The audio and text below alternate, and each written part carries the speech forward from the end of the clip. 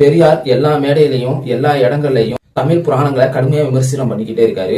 அப்படி நிறைய மேடையில திருக்குறளையும் விமர்சனம் பண்ணிக்கிட்டே இருக்காரு. சரிங்களா? திருக்குறள்லையும் முற்போக்குக்கு எதிரான பிற்போக்கான சிந்தனைகள் நிறைய இருக்கு அப்படின்னு சொல்லிட்டு அவர் பேசிக்கிட்டே இருக்காரு. அப்போ ஒருத்தர் வந்து கேக்குறாரு, தமிழ்ல எல்லா நூலையும் இப்படி பிற்போக்குத்தனமானது அப்படின்னு சொல்லிட்டு நம்ம விமர்சனங்கள் வச்சுக்கிட்டே இருந்தா தமிழ்ல கொண்டாடுறதுக்கு எந்த நூல்களும் எந்த பொயட்டும் இருக்காது அப்படிங்கிற மாதிரி ஒருத்தர் அவர் கூட இருக்கிற ஒரு கேள்வி கேட்கும் போது அதற்கு அவர் என்ன சொன்னார்னா, ஒரு இடத்துல ஒரு அசிங்கம் இருக்கு, அந்த அசிங்கத்தை சுத்தம் பண்ண சொல்றேன். ஆனா நீங்க என்ன கேக்குறீங்கன்னா, எல்லா நூல்களும் பெண்கள் அடிமைத்தனத்தை, சமத்துவத்திற்கு எதிரான கருத்துக்களை, பிற்போக்குத்தனமான கருத்துக்களை சொல்லுது. ஏதோ ஒரு இடத்துல ஏதோ ஒரு லைன் வந்து இந்த மாதிரியான ஒரு வார்த்தைகள் இருக்கு அப்படின்னு சொல்லிட்டு நான் எல்லா இடத்துலயும் விமர்சனம் பண்ணிக்கிட்டு இருக்கேன். சரிங்களா? அதுதான் வந்து ஒரு இடத்துல அசிங்கம் இருக்கு, அதை நான் விமர்சனம் பண்றேன். இப்ப நீங்க என்ன சொல்றீங்கன்னா, திருக்குறள்ல எவ்வளவோ 1330 குறள்ல 1329 குறள் சரியா இருக்கு, ஏன் அந்த ஒரு குறளுக்காக அந்த திருக்குறளை வந்து நீங்க ஏசுறீங்க அப்படிங்கிற மாதிரி என்கிட்ட கேக்குறீங்க, ரைட்டா? அப்படி கேட்கும்போது திருவள்ளுவர் என்ன சொன்னா, ஒரு இடத்துல அசிங்கம் இருக்கு, நான் அதை சுத்தமா கிளீன் பண்ணணும்னு சொல்றேன்.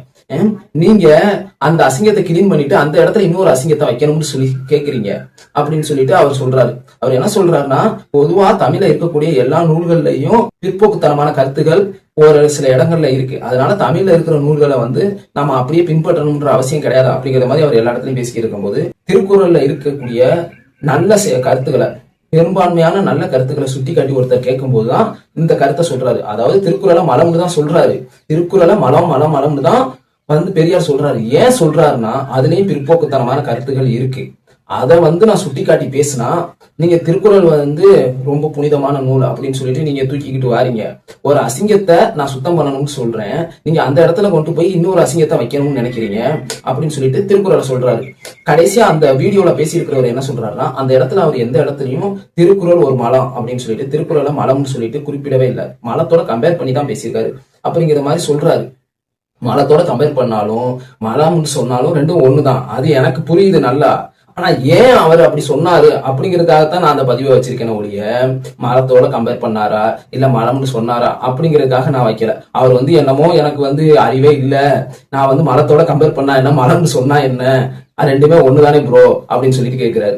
சரிங்களா? என்னுடைய பார்வை வேற, அவருடைய பார்வை வேற.